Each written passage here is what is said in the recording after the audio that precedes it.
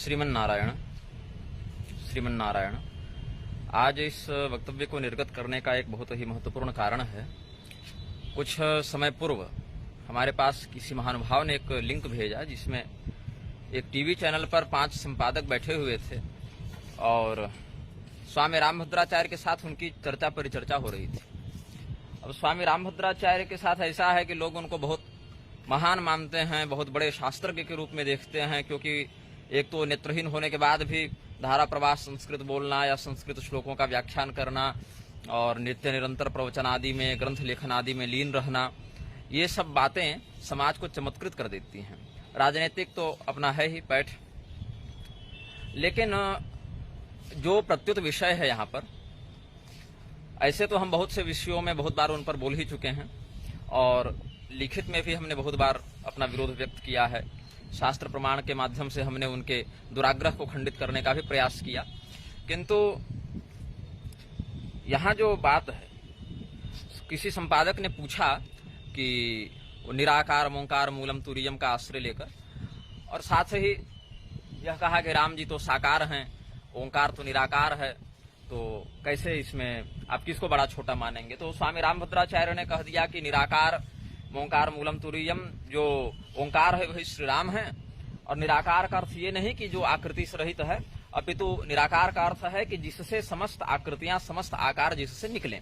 ये सब वीडियो आप देख ही चुके हैं, इसीलिए हम बहुत विस्तार से इस पर बोलेंगे नहीं। तो साथ ही अभी हम यात्रा में हैं, तो यात्रा के मध्य वक्तव्य निर्गत करना उतना संभव नहीं हो पाता, क्योंकि एक हाथ से मोबाइल पकड़ के बोलना होता है और उस स्थिति में अभ्यास नहीं है हमारा नित्य निरंतर हम हाथ में मोबाइल पकड़ के रिकॉर्डिंग कर सकें।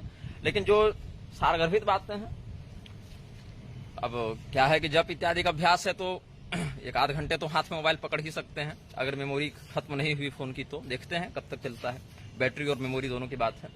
तो सबसे पहले हम बात करेंगे स्वामी रामभद्राचार्य के उस कथन की जिसमें उन्होंने कहा कि निराकार का अर्थ यह नहीं कि जो आकृति रहित हो, और बहुत से उन्होंने कुतर्क किए उपसर्ग आदि के प्रयोग को लेकर।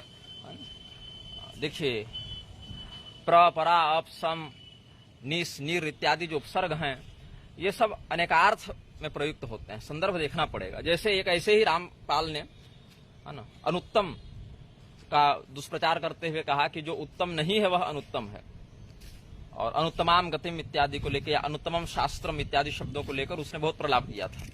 लेकिन अनुत्तम शब्द जो है वो दोनों अर्थों में प्रयुक्त है। इस पर हम पहले बोल चुके हैं। जिससे उत्तम कोई नहीं वह भी अनुत्तम है, और जिसको उत्तम न कहा जा सके उसको भी अनुत्तम कहते हैं।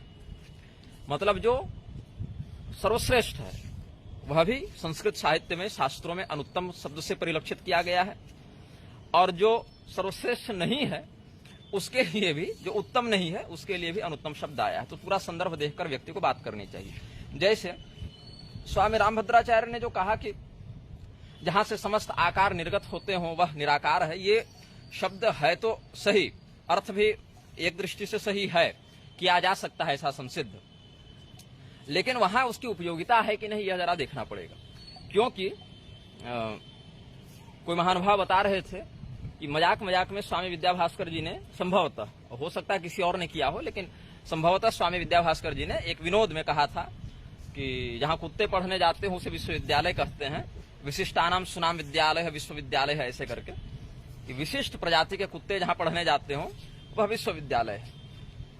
अब विशिष्ट प्रजाति के कुत्ते अगर ये अर्थ लगा दें, ये तो विनोद में उन्होंने कहा, मजाक में कहा, हास्य के। ऐसे अध्यक्ष शब्द का उन्होंने अर्थ किया था जिसकी बुद्धि और आंख दोनों नहीं हो, धी और अक्ष दोनों जिसके पास नहीं हो, नए समास लगा के अध्यक्ष शब्द उसको कहा उन्होंने। अध्यक्ष देखता सब है और सुनता सब है, सोचता सब है, लेकिन करता कुछ नहीं हो, वो अंधा बहरा बना रहता है। तो ऐसे ही अगर कोई कह दे इनको कि आप विश्वविद्यालय के कुलपति हैं और विश्वविद्यालय का कुलाधिपत्य आप प्राप्त कर चुके हैं, और उस स्थिति में कुलाधिपत्य तो अब राज्यपाल को प्राप्त होता है, ऐसे मनुष्य सामान्य सिविलियन तो कुलपति तक जाते हैं जहां तक हमारी जानकारी है, लेकिन हो सकता है किसी विशेष अधिनियम से इनको बनाया गया होगा। लेकिन उस स्थिति में कह दें कि विशिष्ट प्रकार के कुत्तों को आप पढ़ाते हैं और उन्हीं कुत्तों के कुलपति हैं, तो आप भी कुत्ते हो गए, तो भयंकर बवाल हो जाएगा। तो समझना चाहिए कि किस श्रुति, लिंग, निषेध, विधान, प्रकरण इत्यादि को देखकर ही किसी शब्द का अर्थ व्यक्ति को प्रयुक्त करना चाहिए। तो निर्गत आकारो देहादि दृश्य स्वरूपम यस्मादिति निराकार, ऐसा भी शब्द कल्पद्रुमकार ने अर्थ स्वीकार किया है। वाचस्पत्यमकार दोनों मानते हैं, जिससे समस्त आकृतियां निर्गत हो वह भी निराकार है, अथवा जिसका स्वयं कोई निश्चित आकार नहीं वह भी निराकार है। अब एक तो अति व्याकरण विशेषज्ञ फेसबुक पर लिख रहे थे कि नीर कहते हैं जल को, जल के समान जिसका आकार हो वह निराकार है। मतलब ये तो कुछ भी करके लोग है ना कह देते हैं।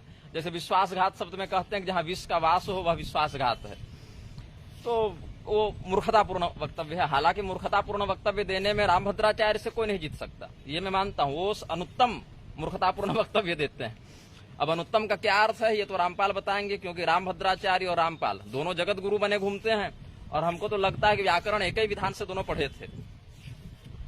अब एक फेसबुक पर आईडी है रंजना जी के नाम से, कोई रंजना जी हैं, उन्होंने लिखा कि भाई अब रामभद्राचार्य ने जो अर्थ किया वो तो बहुत लोगों ने वहीं पर समझ में बात आ गई कि वो गलत अर्थ कर रहे हैं, अप्रासंगिक अर्थ कर रहे हैं। लेकिन एंकर ने जो पूछा कि राम जी तो साकार हैं और निराकार मोंकार मूलम तुरीयम, इसका क्या समाधान होगा? तो इसका समाधान हम ऐसे तो सोचे थे कि एक आध सप्ताह के बाद देते। एक आध सप्ताह के बाद हमको लिंगायतों पर बोलना है, क्योंकि लिंगायतों को कुछ लोग, अब देखिए आज का लिंगायत क्या कर रहा है हम तो देखने नहीं गए, आज का वैष्णव क्या कर रहा है वह भी हम हर व्यक्ति के पीछे नहीं देखने जाते। लेकिन वैष्णवों को कैसा होना चाहिए, वैष्णवता का सिद्धांत क्या है, शैवों को कैसा होना चाहिए, लिंगायतों का, वीर शैवों का, कापालिकों का, पाशुपतों का सिद्धांत क्या है ना, इस विषय में शास्त्र जो कहते हैं वो हम बता सकते हैं। जैसे आजकल तो जात पात पूछे नहीं, कोई हरि का भजे, हरि को भजे सो हरि का होई कह के वर्णाश्रम विरोध में वैष्णव जन लग गए हैं, और कुछ लिंगायत समुदाय भी अपने आप को अलग धर्म के रूप में मान्यता देने के लिए लग गए हैं प्रयासरत, और उसमें वर्णाश्रम आदि का निषेध भी करते हैं कि हम लोग तो हिंदू नहीं हैं, हम वर्णाश्रम को नहीं मानते, वेद को नहीं मानते।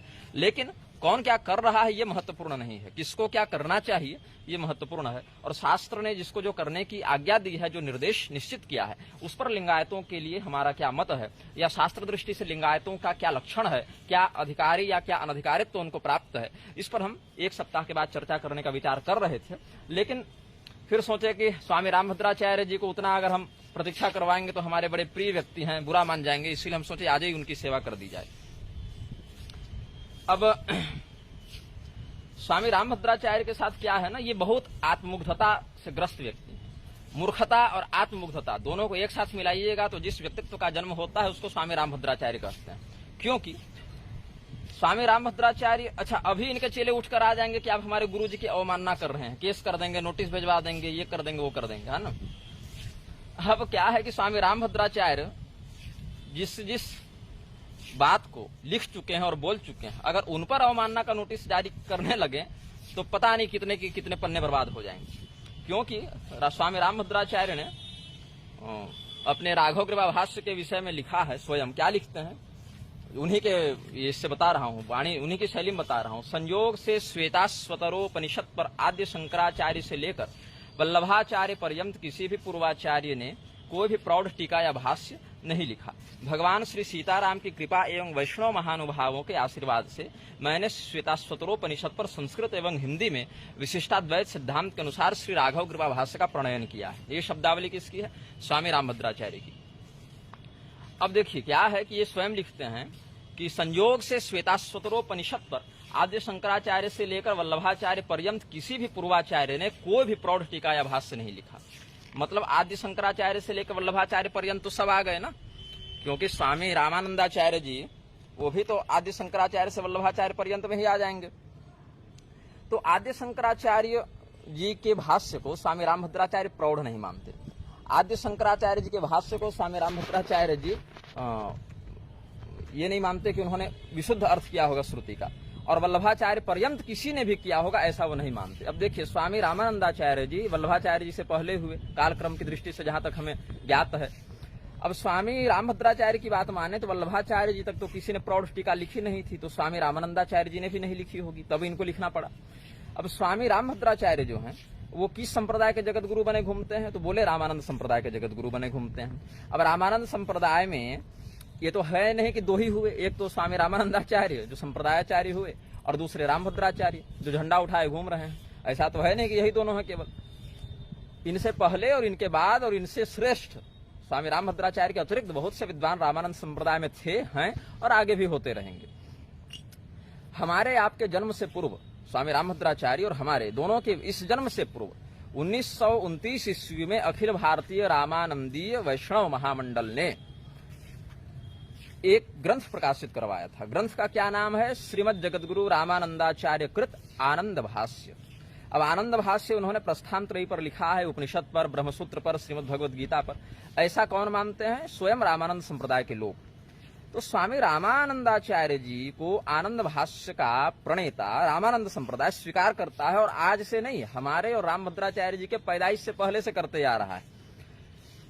तो हालांकि इसमें कुछ मतभेद है। रामानुज संप्रदाय के कुछ लोग मानते हैं कि आनंद भाष्य किसी बाद के व्यक्ति ने लिखा रामानंदाचार्य जी के नाम से, लेकिन कम से कम रामानंद संप्रदाय तो मानता है ना कि आनंद भाष्य स्वामी रामानंदाचार्य जी की रचना है।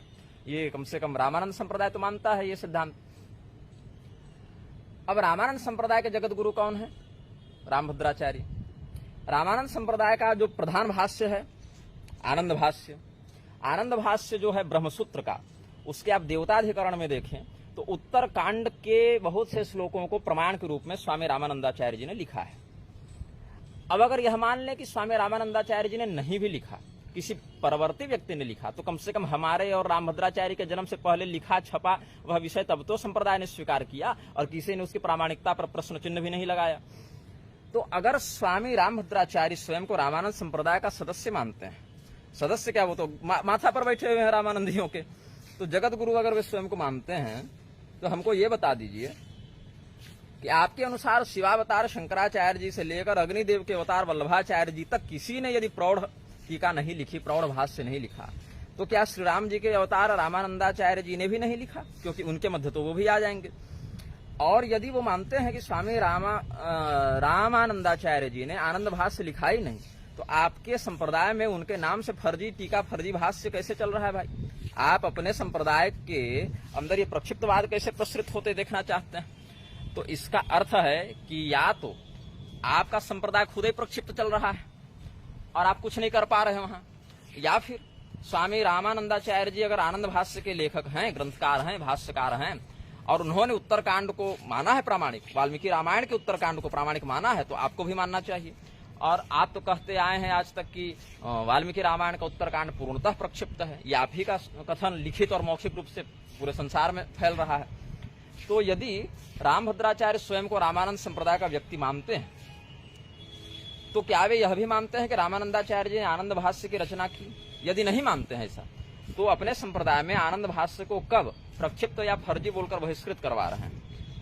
अब बता ही चुके हैं आपको कि अखिल भारतीय रामानंदीय वैष्णव महामंडल के द्वारा 1929 ईस्वी में ये आनंद भाष्य प्रकाशित करवाया गया था, और उस समय इस धरती पर न हम थे न स्वामी रामभद्राचार्य थे। अब अगर स्वामी रामभद्राचार्य आनंद भाष्य को प्रामाणिक मानते हैं, तो रामानंदाचार्य जी के द्वारा लिखा हुआ भी मानेंगे, और अगर ये भी मानते हैं तो उसके ब्रह्मसूत्र देवताधिकरण भाष्य के अंदर उद्धृत वाल्मीकि रामायण के उत्तरकांड के श्लोकों को भी मानना चाहिए।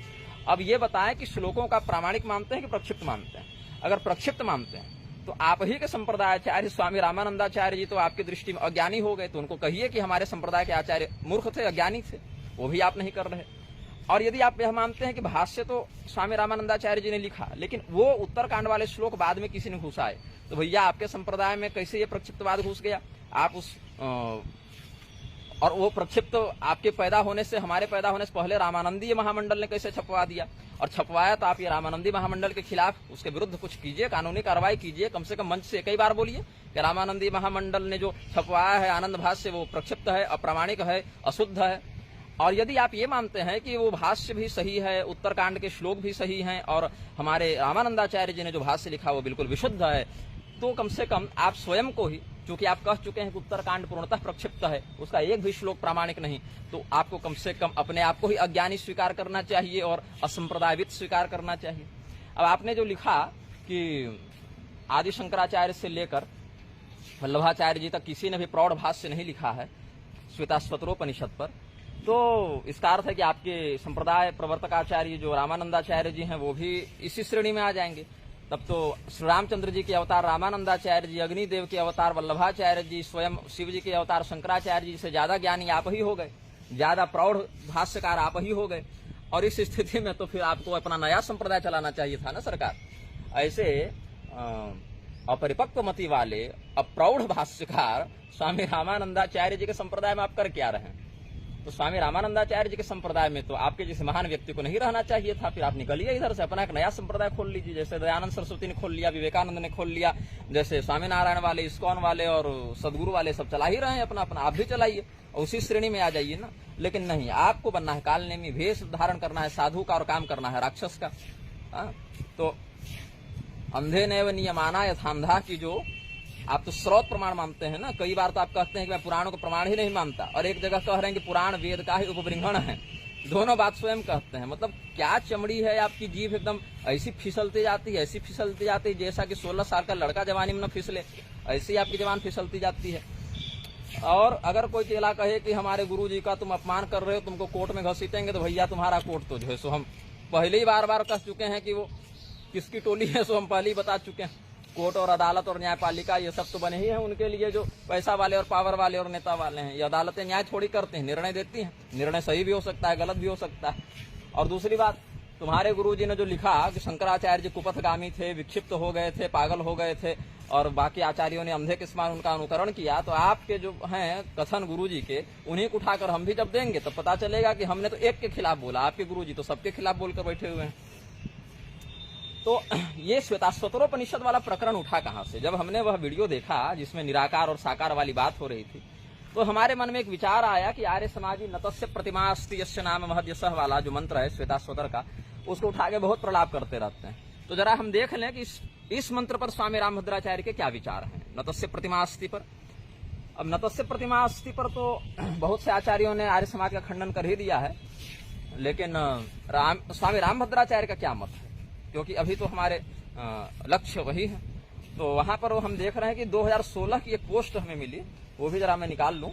स्वामी रामभद्राचार्य जी के ही आधिकारिक फेसबुक पेज पर वो पोस्ट डली हुई थी। कब की है?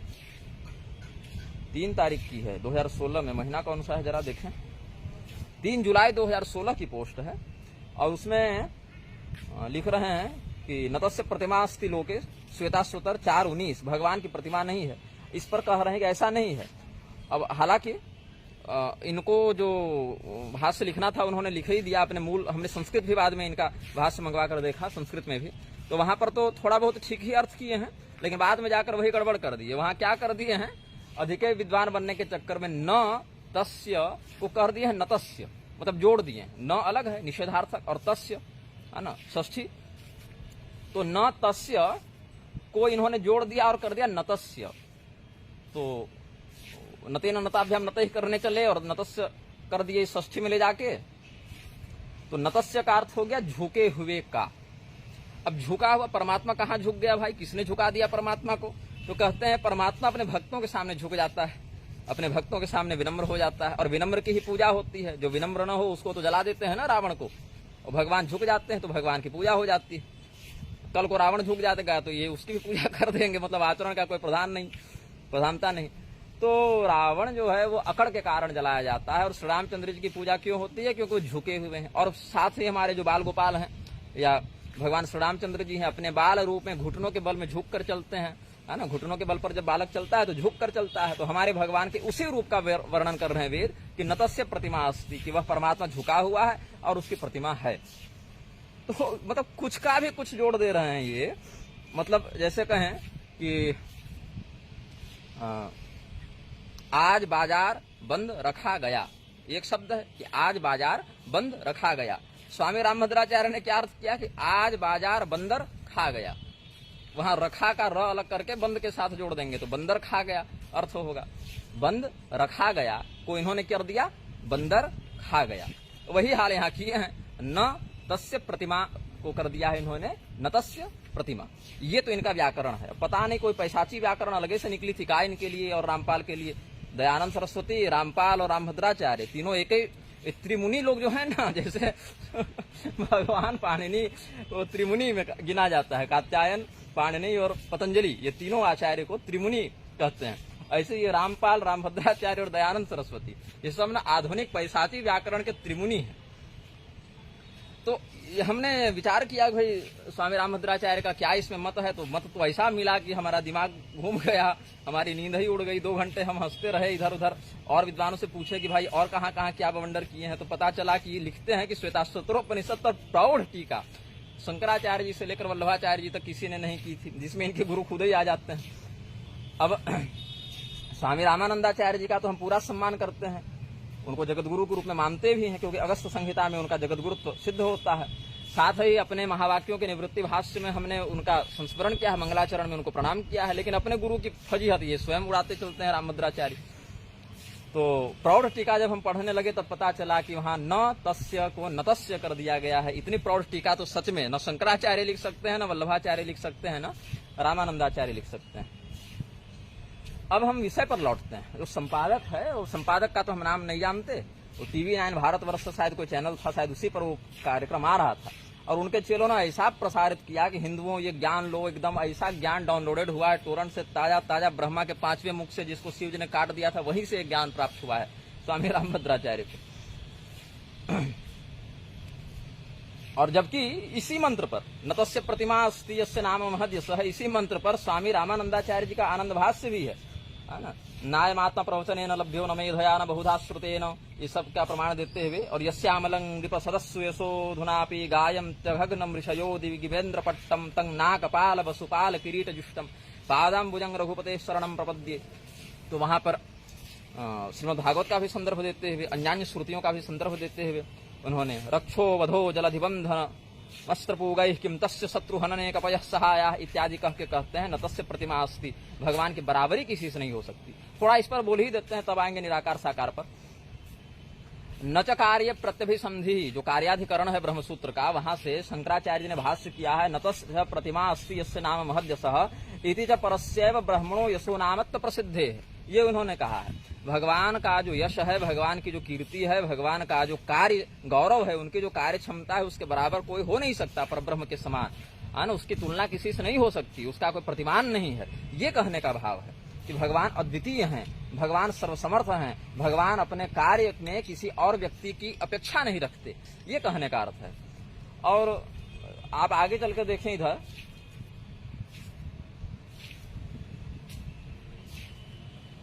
ब्रह्मसूत्र में ही जो वेद अधिकरण है, यावद विकारम तु विभागो लोकवत, सूत्र में क्या कहते हैं, नतस्य प्रतिमास्ति इति च ब्रह्मणो नुपमानत्वम दर्शयति, अनुपमान है ब्रह्म, उसकी उपमा किसी चीज से नहीं दी जा सकती, उसकी तुलना किसी चीज से नहीं की जा सकती। उसको समझाने के लिए हम किसी समतुल्य विषय का वहां पर अध्यास प्रस्तुत नहीं कर सकते। तो भगवान शंकराचार्य जी ने न तस्य प्रतिमा यही माना है, न तस्य प्रतिमा नहीं माना, एक साथ नहीं माना। और कैसे, क्यों है वो मंत्र, तो ब्रह्मणो नुपमानत्वम दर्शयति, ब्रह्म का अनुपमान दिखाने के लिए कि परमात्मा अतुल्य हैं, परमात्मा किसी भी वस्तु के समकक्ष सिद्ध नहीं किए जा सकते, परमात्मा की बराबरी कोई नहीं कर सकता, या परमात्मा अनपेक्षित तत्व है, वह किसी की अपेक्षा नहीं रखता। और ऐसे देखिएगा तो वास्तु सूत्रोपनिषद में शिल्पात प्रतिमा जायन्ते, पहले प्रपाठक का 5वां सूत्र देखिए, शिल्पात प्रतिमा जायन्ते, शिल्प शास्त्र के माध्यम से ही प्रतिमाओं का निर्माण होता है। प्रतिमाया श्रद्धा संचरति, श्रद्धा तो निष्ठा, ततश्च ज्ञानम तस्मान् मोक्षो भवति इति। पंचवास्तु सोपानानि य एवं वेद आथर्वणीय सर्वानुभूतिरित्यनुशासनम। भाष्यकार कहते हैं कि प्रतिमा में श्रद्धा उत्पन्न होती है, श्रद्धा से देवता में निष्ठा उत्पन्न होती है, निष्ठा के माध्यम से ज्ञान उत्पन्न होता है, ज्ञान से मोक्ष हो जाता है ना। ये 5 जो हैं वास्तु के सोपान हैं। कौन कौन? प्रतिमा, श्रद्धा, निष्ठा, ज्ञान और मोक्ष, ये 5 सोपान हैं, वास्तु शास्त्र में वर्णन है। इसकी श्रुति है शिल्पात प्रतिमा जायन्ते, प्रतिमा में श्रद्धा हो, शिल्प से प्रतिमा, प्रतिमा से श्रद्धा, श्रद्धा से निष्ठा, निष्ठा से ज्ञान और ज्ञान से मोक्ष, ये 5 सोपानात्मक तारतम्य है, ये कक्षाएं हैं। और अथर्ववेद में कहते हैं अपाम यो अग्ने प्रतिमा बभूव प्रभु सर्वस्मै पृथ्वी देवी। वाजसेनी का देखिए संहिता वाला, असो वो लोक वै लोकः प्रतिमेशा जंतरिक्ष लोक प्रतिमा एव इति। आगे और शुक्ल यजुर्वेद में ही देखिए सहस्रस्य प्रमासी सहस्रस्य प्रतिमासी सहस्रस्योन्मासी सहस्रोसी। और नतस्य प्रतिमा अस्ति वाला जो है, वहां प्रतिमा का अर्थ केवल पत्थर की मूर्ति लगा के ये लोग जो आर्य समाज प्रलाप करते हैं, उसी से पहले देख लीजिए ना, अजाय मानो बहुधा विजायते भी श्रुति ही है। जन्म न लेने वाला भी बहुत प्रकार से जन्म ले लेता है, प्रकट हो जाता है। और ये तो अन्य श्वेताश्वतरोपनिषद से ही देख लीजिए, सर्वतः पाणिपादम तत्सर्वतोक्षि शिरोमुखम सर्वतः श्रुतिमल्लोके सर्वमावृत्य तिष्ठति, ये सब जो हैं, और गीता इत्यादि में भी इन वचनों का साम्यत्व देखने को मिलता है। तो भगवान जो हैं वो प्रतिमान उनका हो नहीं सकता, किंतु वो होते क्यों हैं, इस रूप में आते क्यों हैं, मूर्ति पूजा की का औचित्य क्या है, मूर्ति पूजा का आवश्यकता क्या है, इन सब विषय पर हम इस वक्तव्य में आगे और भी चर्चा करेंगे। प्रतिमा कैसी होनी चाहिए? ऋग्वेद के सूक्त दशम मंडल वाला देखिएगा, है ना। कासित प्रतिमा किम निदान आज्यम किमासित परिधि आसित। क्या प्रमा थी, क्या प्रतिमा, क्या उसका निदान है, क्या आज्य जो हवन में आज्य पड़ता है ना आहुति के लिए वहां पर। तो यत यदा शरणाचार्य जी भाष्य करते हैं, यत यदा विश्वे सर्वे साध्या देवा देवम प्रजापति, कैसे, तो अयजंतु तदानीम तस्य यज्ञस्य प्रमा प्रमाणम यत्ता, कैसे बोध होगा उसका, कैसे आप उसका ज्ञान प्राप्त करेंगे। और का कथम भूतासी तथा प्रतिमा हविष प्रतियोगित्वेन मीयते निर्मीयत इति प्रतिमा देवता। उसकी प्रतिमा क्या है, मतलब हविष्य जो आप नियोजित करेंगे अग्नि में, तो हविष्य के साथ कौन सा देवता अपना संबंध स्थापित करेगा, उसका उपमा, उसकी उपमा किस देवता के साथ हम देंगे, उसकी जो है प्रतियोगिता, उसका संयोजन हम किस देवता के साथ करेंगे, वही उसकी प्रतिमा है। साच तस्य यज्ञस्य कासित, और आगे निदानम, उसका आदि कारण क्या है, उसका स्रोत क्या है, उसका उद्भव स्थान क्या है। या आगे अप्रवृत्तस्य प्रवर्तकम फलम, जो अभी यज्ञ नहीं कर रहा है व्यक्ति, वह यज्ञ में प्रवृत्त होगा क्यों, उसको किस फल की अभिप्सा होगी। तो आगे अपिच मित्रा वरुणयो देवयो, वहां विराट छंद अभिश्री अभिश्रुता आश्रितासित इत्यादि वचनों से कह के आगे उक्तेन प्रकारेण प्रतिमा कासित छंद किमासित प्रगुगम किमुक्तमिति त्रयाणाम उत्तरम जातम, वहां पर फिर इसका समाधान आगे करते हैं। मत्स्य पुराण के अध्याय 258 में कहते हैं, सौवर्णी राजती वापी ताम्री रत्नमयी तथा शैली दारुमयी चापी लोह संघमयी तथा रीतिका धातु युक्ता वा ताम्र कांस्यमयी तथा शुभ दारुमयी वापी देवतार्चा प्रशस्यते। अंगुष्ठ पर्वादारभ्य वितस्तिर्यावदेवतु गृहेषु प्रतिमा कार्या नाधिका शस्यते बुधैः आषोढ़सातु प्रासादे कर्तव्यानाधिका ततः। सोने की प्रतिमा बनती है, चांदी की बनती है, तांबे की बनती है, रत्न की बनती है, पत्थर की बनती है, लकड़ी की बनती है, लोहे की बनती है, पीतल की बनती है, अथवा तांबा कांसा मिलाकर बनती है। ऐसे करके बहुत से वस्तुओं का निर्माण में प्रयोग किया जाता है। और कितनी बड़ी प्रतिमा हो तो अंगुष्ठ पर्वाद आरभ्य वितस्तिर यावदेवतु।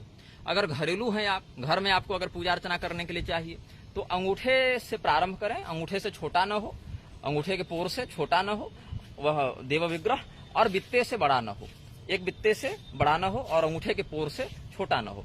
लेकिन अगर कुछ ज्यादा ही बड़ा घर है आपका, एकदम महल में रह रहे हैं, राजा महाराजा हैं आप, तो आप 16 अंगुल तक, मतलब सवा बित्ता तक आप बढ़ा सकते हैं।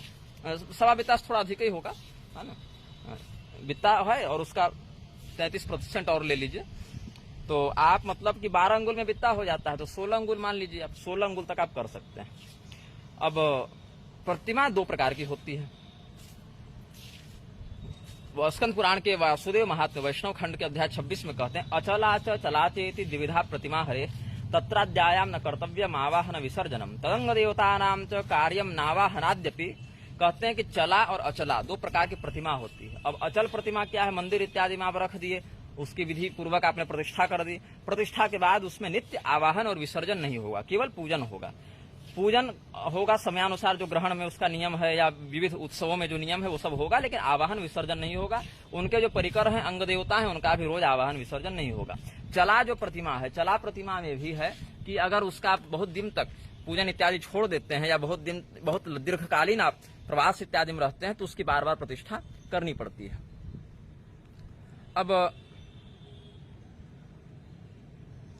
हाँ, एक और गोपथ ब्राह्मण का भी पूर्व भाग में जो प्रपाठक 5 है, को हि तस्मै मनुष्यो यः सहस्र संवत्सरेण यजेतेति स वा एष विश्वजित् यः सहस्र संवत्सरस्य प्रतिमा इत्यादि वचनों से। अब और तो नहीं है कुछ, मत्स्य प्रतिमा अस्ति इत्यादि का तो विचार हम कर ही चुके।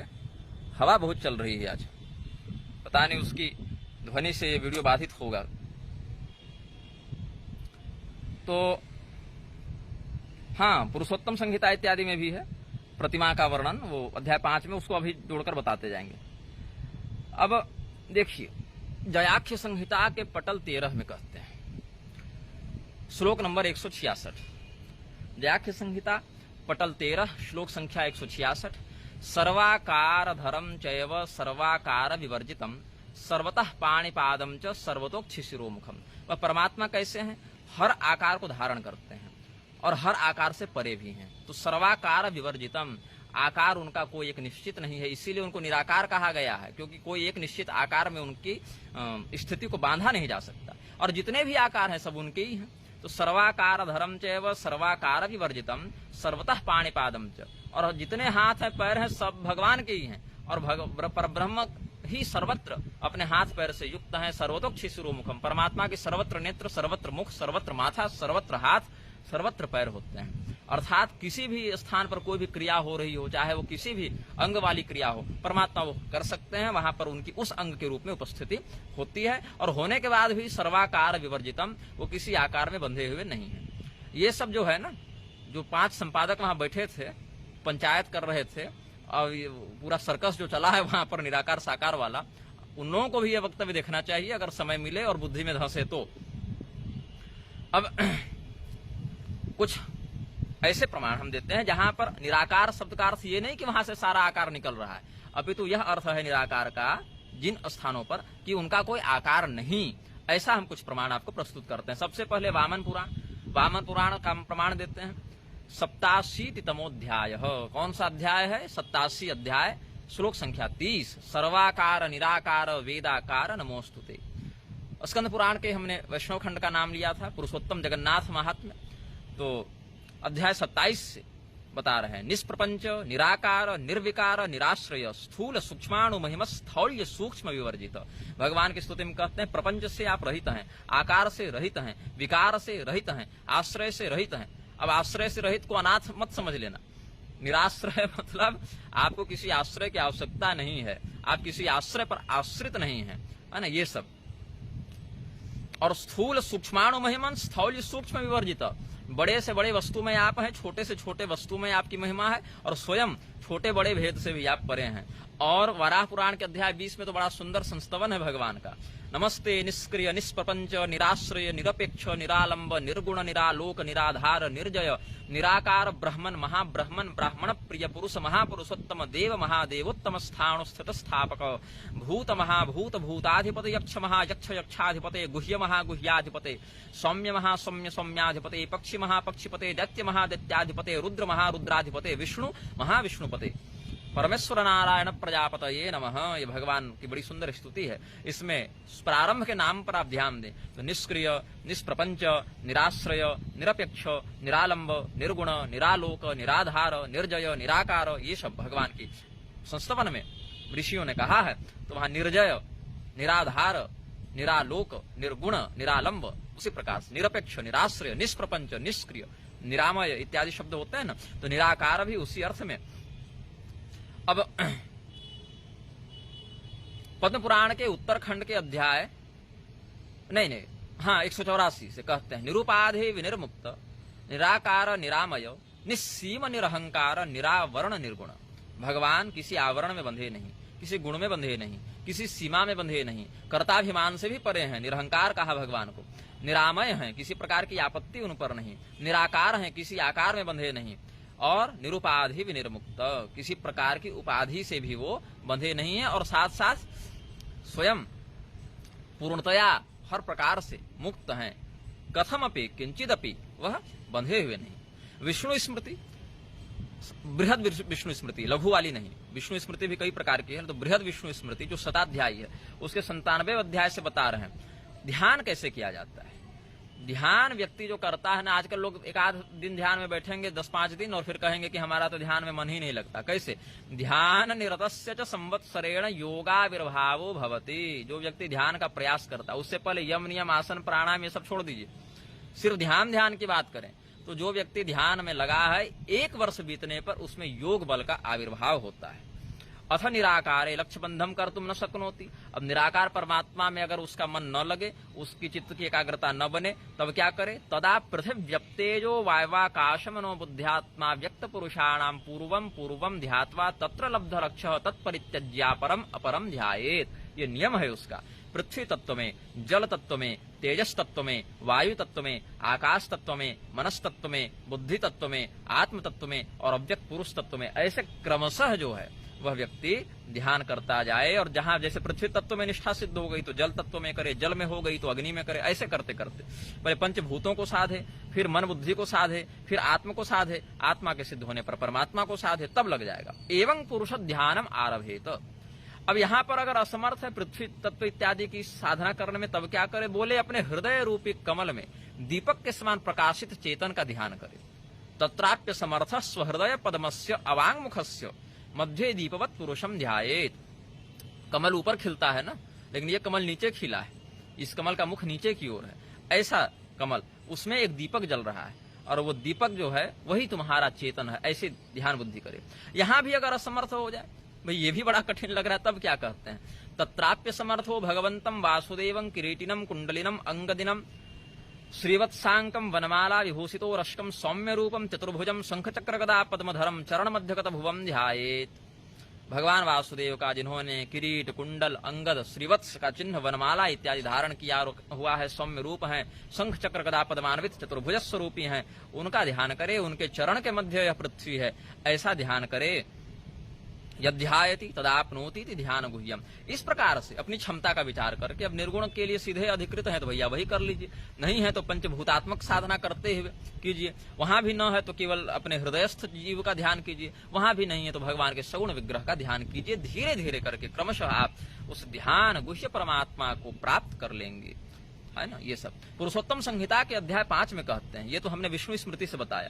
पुरुषोत्तम संहिता के 5वें अध्याय से कहते हैं, प्रतिमां कारयेत पूर्व साधकस्व समाहितः स्वरूपां लक्षणोपेतां देवदेवस्य सार्गिणः तस्यां जीवं समारोप्य समाराध्य न सीदति निराकारे तु देवेशे चित्तं न रमते यतः तस्मादाकारवत्पूर्वं लक्षणं कृद्विचक्षणः चिन्तयन् सततं तं च चित्तस्थैर्यम् अवाप्नुयात्। भगवान की प्रतिमा बनाने की आवश्यकता क्यों है? क्योंकि निर्गुण निराकार में व्यक्ति का मन ही नहीं लगता है ना। उसको एक आकृति चाहिए, अभ्यास उतना दृढ़ नहीं, वैराग्य उतना दृढ़ नहीं, स्वयं प्रज्ञता उतनी दृढ़ नहीं, तो निराकारे तु देवेशे चित्तम न रमते यतः। इसीलिए आपको प्रतिमा का माध्यम ग्रहण करना पड़ेगा। इसलिए आकारवत पहले उसका आकार बनाए।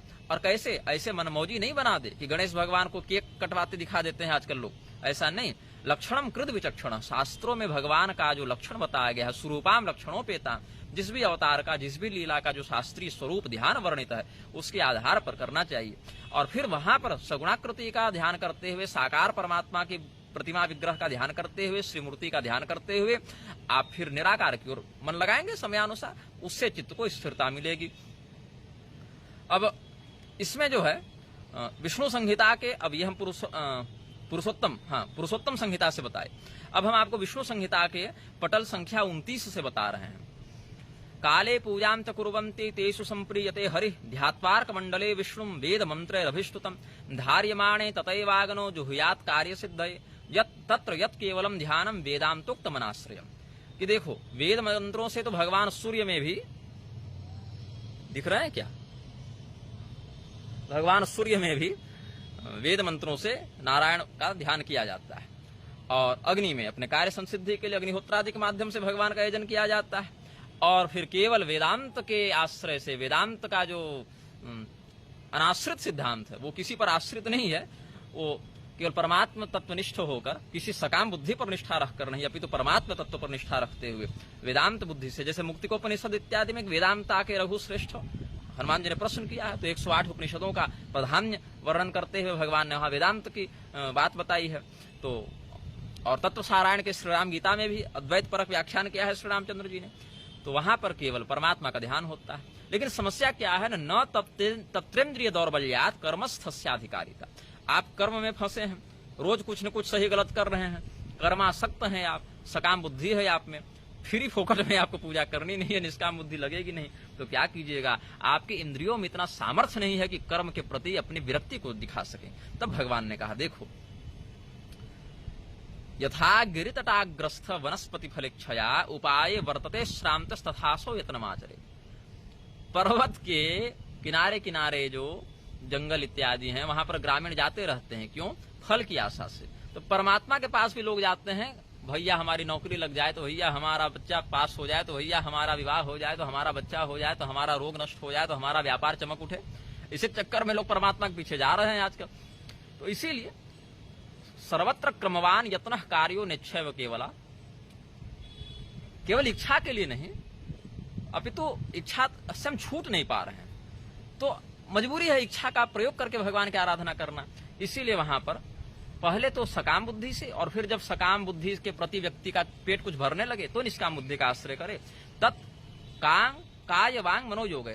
काय मतलब शरीर, वांग मतलब वाणी, और मन मतलब मन जान ही रहे मानसिक, कायिक वाचिक मानसिक तीनों माध्यम से क्रमादिक्षेत पराम गति, क्रम से पहले शरीर से आप भगवान की सेवा करें।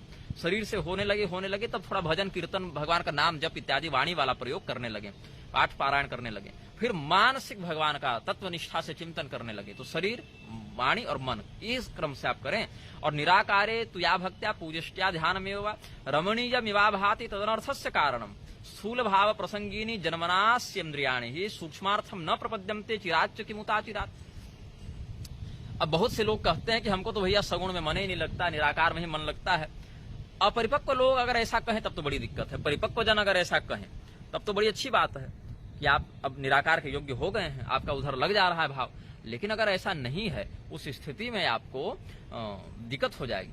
आपको निराकार में जो रमण करने का मन कर रहा है, रमणीय विवाह भाति तदनर्थस्य कारण, वो अनर्थ का कारण है। क्यों? देखो, आपका एक शरीर है, आपका एक कर्म प्रारब्ध बना हुआ है, आप उसमें फंसे हुए हैं। तो बहुत दीर्घ काल तक ऋषियों को जब निराकार में संसिद्धि नहीं होती, आपको थोड़ा ललक बन भी जाए तो आप उसमें सिद्धि नहीं कर पाएंगे। तो क्या हो जाता है? निवृत्ता ग्लायते बुद्धिर निद्रया वापरीयते। जब बुद्धि हर रूप से निकल जाएगी ना बंधु, भगवान सब बताए हैं, जब बुद्धि हर रूप के प्रति अपनी चिंतन शक्ति को छोड़ देगी और निराकार के पीछे जाएगी तो बुद्धि थक जाती है, क्योंकि वो अगोचर है। आप लोग, बहुत सारे लोग प्रश्न करते रहते हैं कि महाराज जी ध्यान करने बैठते हैं, जप करने बैठते हैं तो नींद आने लगती है। इसका भी एक उत्तर यहाँ दिया भगवान ने, एक दृष्टिकोण यह भी है। कहते हैं कि सूक्ष्मार्थम न प्रपद्यन्ते चिराच्च किमुताचिरात् न च रूपं विना देवो ध्यातुम केनापि शक्यते। जब सूक्ष्म पर ब्रह्म का दीर्घ काल तक प्रयास करके भी लोग ध्यान नहीं कर पाते, तो अतिशीघ्र कैसे आप ध्यान कर लेंगे? कम समय में कैसे कर लेंगे? और बिना रूप के उस देवता का ध्यान करना तो बड़ा कठिन है, बड़ा अशक्य विषय है यह। तो इसीलिए सभी रूपों से निवृत्त होकर बुद्धि ठहरेगी कहाँ? बुद्धि को ध्यान करने के लिए कोई विषय चाहिए होता है। तो निवृत्ता ग्लायते बुद्धिर निद्रया वा परीयते। या तो बुद्धि जो है सो ग्लानिग्रस्त हो जाती है, या तो बुद्धि भटक जाती है, और कुछ नहीं होगा तो नींद तो बहुत बढ़िया आएगी। तस्माद विद्वान उपासित बुद्धिया साकारमेवतम। इसीलिए यद्यपि वो परमात्मा निराकार हैं, और साकार की सिद्धि के बाद आपको निराकार की ही सिद्धि होनी है, लेकिन अभी नहीं। अभी आपको क्या करना है? निवृत्ता ग्लायते बुद्ध, तस्माद विद्वान उपासित बुद्धिया साकारमेवतम अस्ति तस्य परोक्षम तदिति किंचिद अनुस्मरेत। अभी आप साकार की आराधना करें और एक भाव बनाकर चलें कि ये साकार के पीछे भी एक निराकार है, ये मानकर चलें। उससे भी परोक्ष रूप में एक निराकार परमात्मा है। वही परमात्मा, हम निराकार रूप में चूंकि ध्यान नहीं कर सकते, हमारी असमर्थता है, इसीलिए हम पर अनुग्रह करके साकार रूप में अभिव्यक्त हो गए, ऐसा समझना चाहिए। सर्वथाकारम उद्दिष्टम न परित्यज्य पंडितः परम दैवम उपासित मुक्तये फलाय वा। ऐसे ही कह के और आगे अब बहुत बड़ा प्रसंग है और विषय पर भी चलते हैं। ब्रह्म पुराण के अध्याय 130 में कहते हैं, देखो, भुक्तिदो मुक्तिदः पुंसाम साकारोथ निराकृति। अच्छा, इसकी पूरी कहानी बता देते हैं। ये जो प्रकरण है ना, आपस्तंभ ऋषि है, आपस्तंभ का जो है स्मृति भी है, आपस्तंभ ऋषि की स्मृति भी है। आपस्तंभ ऋषि की पत्नी का नाम था अक्षसूत्रा, उनकी पत्नी का नाम था अक्षसूत्रा। आपस्तंभो महाप्राज्ञो, ये ब्रह्म पुराण से बता रहा हूं, अध्याय 130 से। आपस्तंभो महाप्राज्ञो मुनिराशीन महायशाः तस्य भार्याक्ष सूत्रेति पतिधर्म परायणा तस्य पुत्रो महाप्राज्ञ कर्की नामाथ तत्त्ववित् तस्याश्रम मनुप्राप्तो ह्यगस्त्यो मुनिसत्तमः तमगस्त्यं पूजयित्वा आपस्तंभो मुनीश्वरः शिष्यैरनुज्ञतो धीमास्तं प्रष्टुम्पचक्रमे। आपस्तंभ बहुत श्रेष्ठ, बहुत विद्वान, बहुत धैर्यवान ऋषि हुए। उनकी पत्नी थी अक्षसूत्रा, उनके पुत्र का नाम था कर्की। तो इनके आश्रम में एक बार अगस्त ऋषि आए। तो अगस्त जी के पास जाकर पहले तो स्वागत सत्कार आतिथ्य किया, फिर उनके पास बैठकर आपस्तंभ जी ने पूछा कि 3 देवता हैं, ब्रह्मा विष्णु महेश, अब तीनों में से भुक्ति और मुक्ति दोनों कौन दे सकता है? और अनादि निधन कौन है? कौन जन्म और मृत्यु से परे है? और अनंत कौन है? देवताओं का भी देवता कौन है? ये और यज्ञों के द्वारा किसकी आराधना की जानी चाहिए? तो अगस्त मुनि ने कहा, देखो भैया, धर्मार्थ काम मोक्षाणाम प्रमाणम शब्द उच्यते। धर्म अर्थ काम मोक्ष किसी भी विषय की बात करो, प्रमाण उसमें क्या? शब्द। शब्द मतलब शब्द ब्रह्म, वेदादि शास्त्र और वेद सम्मत अन्य शास्त्र भी। तत्रापि वैदिक शब्द प्रमाणम परमम मतः, वहां पर भी जो शब्द ब्रह्म है, श्रुति स्मृति पुराणागमादि है, उसमें भी वेद को तो परम प्रमाण माना गया है। वेदेन गीयते यस्तु पुरुषस्य परात्परः मृतो परः स विज्ञेयो ह्यमृतः पर उच्यते। वेदों के द्वारा जिस परमात्मा का, जिस पुरुष का वर्णन किया गया है, उसके दो प्रकार हैं, पर और अपर। अब पर कौन है? जो अमृत है, जो कभी नष्ट नहीं होता, और जो नष्ट हो जाए वह अपर है। अब नष्ट होगा वो कैसे चेतन होगा? चेतन तो नष्ट होता नहीं। तो यहाँ पर आपको देखना पड़ेगा आभास चेतन कौन है, कूटस्थ चेतन कौन है ना? जो श्री राम हृदय है ना, अध्यात्म रामायण के बालकांड के पहले में दिया हुआ है श्री राम हृदय, जो श्री राम, श्री सीता और श्री हनुमान जी के मध्य हुआ संवाद है, उसको देखेंगे, या मेरे अध्यात्म रामायण का जो कहलगांव में प्रवचन हुआ था उसकी वीडियो यूट्यूब में देखेंगे तो आपको कुछ विषय समझ में आ जाएगा। 3-4 बार देखेंगे, सुनेंगे तो शायद और भी बढ़िया से समझ में आ जाए। तो कहते हैं जीव जो है वो जीवत्व की स्थिति का तो नाश होता है जब परमात्मा विलीन होगा वह, तो इसीलिए उसको मृत कहा गया, क्योंकि जीवत्व की स्थिति का नाश होता है। और जिसकी स्थिति का, ब्रह्म स्थिति का जब नाश नहीं होता उसको अमृत तत्व कहा गया है, अमृत स्थान कहा गया। यो मूर्त स परोज्ञेयो ह्यपरो मूर्त उच्यते गुणाभिव्याप्ति भेदेन मूर्तोसो त्रिविधो भवेत। अब अमूर्त ब्रह्म, मूर्त ब्रह्म और गुणमूर्त ब्रह्म, तीन होते हैं, तीन मूर्तियां हैं। कैसे? अमूर्त मतलब जिसकी कोई आकृति नहीं, मूर्त कौन? जिसकी एक आकृति है, और गुणमूर्त कौन? जिसकी आकृति भी है और किसी गुण में बंधा हुआ भी है। जैसे अमूर्त निराकार ब्रह्म हो गए, मूर्त ब्रह्म जिनकी आकृति हम देख रहे हैं ब्रह्मा विष्णु महेश हो गए, और गुणमूर्त ब्रह्म में हम सब आ गए, क्योंकि हमारी एक आकृति भी देखने को मिलती है शरीरगत स्थिति में, और हमारे अंदर सात्विक राजसी तामसी गुणों का बाहुल्य भी देखने को मिलता है समयानुसार। तो ब्रह्मा विष्णु शिवश्चेति एक एव त्रिधोच्यते त्रयाणाम अपि देवानाम वेद्यमेकम परम हित। ब्रह्मा विष्णु महेश ये एक ही देवता है। आपने पूछा ना संपादक महोदय, उसमें ब्रह्मा विष्णु सदाशिव जानत अविवेका प्रणवाक्षर के मध्य ये तीनों एका, ये कहां से आया? ये सिद्धांत ब्रह्म पुराण का ही है। ब्रह्म के विषय में ब्रह्म पुराण बता रहे हैं और ब्रह्मज्ञानी अगस्त जी बता रहे हैं। ब्रह्मा विष्णु महादेव जी, हालांकि इस पर मैं आगे आऊंगा, जो आपके मन में भी संदेह उठ रहा है, मुझे पता चल गया क्या संदेह है, लेकिन मैं बताऊंगा भी, पहले सुन लीजिए। ब्रह्मा विष्णु और शिव एक ही देवता तीन नामों से जाने जाते हैं, और इन तीनों देवताओं में भी आराध्य कौन है? ब्रह्मा विष्णु शिव ये स्वरूप आराध्य नहीं, परमात्मा आराध्य है। उनमें जो परमात्मा तत्व है ना वो आराध्य है। एकस्य बहुधा व्याप्तिर गुण कर्म विभेदता, गुण और कर्म के भेद से एक ही परमात्मा ये बहुत से लोकों में, बहुत से स्वरूपों में विभक्त हो जाते हैं, व्याप्त हो जाते हैं या अभिव्यक्त हो जाते हैं। और कारण क्या है? ऐसा करने का औचित्य क्या है? ऐसा करने की आवश्यकता क्या है? तो बताते हैं। लोकानाम उपकारार्थ आकृति तृतीयम भवेत्, संसार पर उपकार करने की इच्छा से एक ही परमात्मा तीन आकृतियों को धारण कर लेते हैं। यस तत्वम वेत्य परमम स च विद्वान न चेतरः तत्र यो भेदमाचष्टे लिंग भेदी स उच्यते। इस तत्व में, परमात्मा तत्व में जो परम ब्रह्म को जानता है वही विद्वान है, दूसरा कोई विद्वान नहीं है। और इनमें जो भेद देखता है उसको लिंग भेदी कहा जाता है। और लिंग भेदी व्यक्ति की क्या गति है? तो कहते हैं प्रायश्चित्तम न तस्यास्ति यश्चैसां व्याहरेत् भिदम त्रयाणाम अपि देवानां मूर्ति भेदः पृथक पृथक वेदाः प्रमाणम सर्वत्र साकारेषु पृथक पृथक निराकारम च यत्वेकम तत्तेभ्यः परमं मतम। जो व्यक्ति तीनों देवताओं में छोटा बड़ा का भेद करता है उस व्यक्ति का कोई प्रायश्चित्त नहीं है।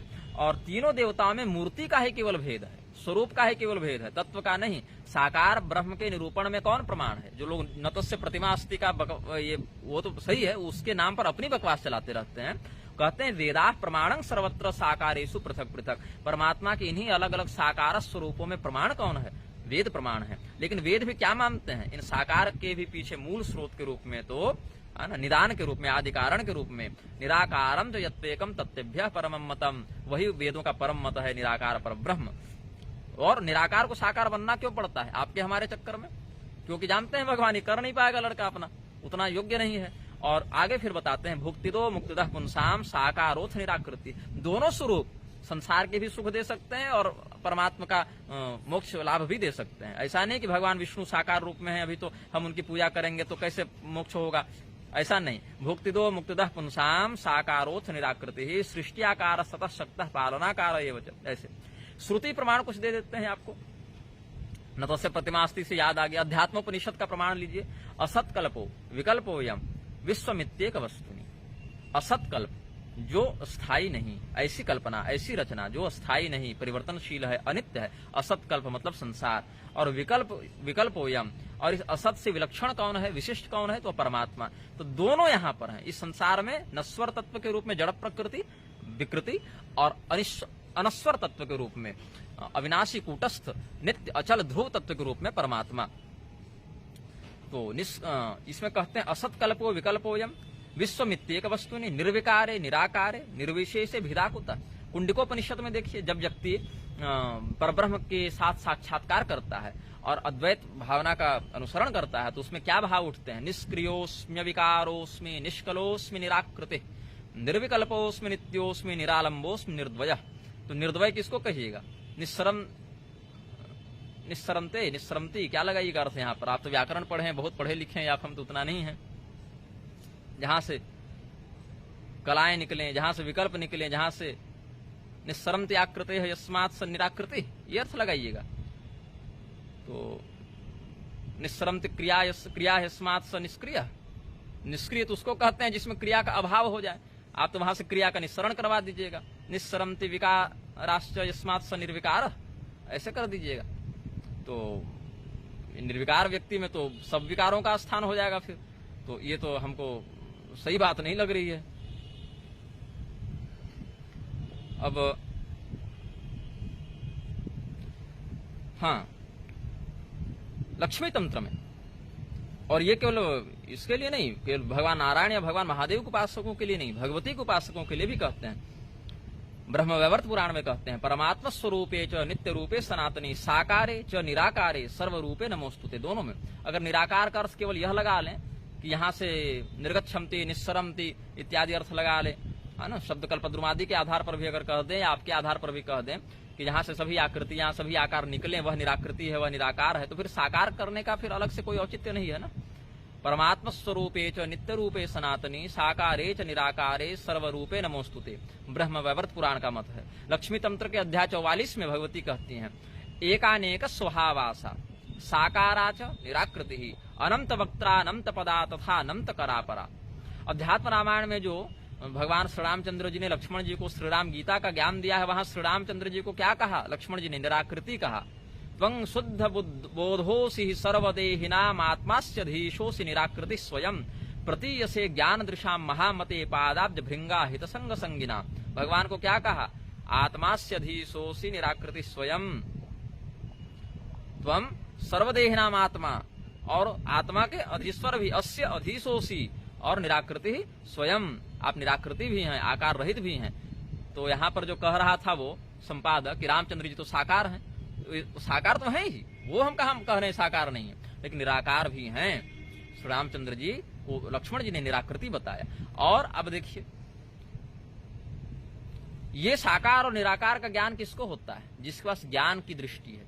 अज्ञानी जन इसको नहीं देख पाते। अब कुछ लोगों के पास तो ज्ञान वाली दृष्टि भी नहीं है, लेकिन कहना है कि भैया हम तो असाधारण है, तो असाधारण दृष्टि से भगवान नहीं देखने को प्राप्त हो सकते हैं। 105वां अध्याय पाताल खंड पद्म पुराण में देखें, साकारम च निराकारम ब्रह्म यत् परिकीर्तितम अज्ञानिनो न पश्यन्ति पश्यन्ति ज्ञान चक्षुषा। देवी कालोत्तरागम शाक्तों का बड़ा प्रधान ग्रंथ है, उसमें कहते हैं, नात्र किंचित बहिर्नामतम न मध्यं नाप्यधः क्वचित सर्वाकारम निराकारम स्वसम वेद्यम विराजते। इसी बात को नैन मूर्धम न तिर्यम च न मध्य परिजग्रभत न तस्य प्रतिमा अस्ति यस्य नाम महद्यसः, ये सब जो हैं श्रुतियां, ये सब तांत्रिक आगम निगम दोनों का समर्थन इसमें हो जाता है।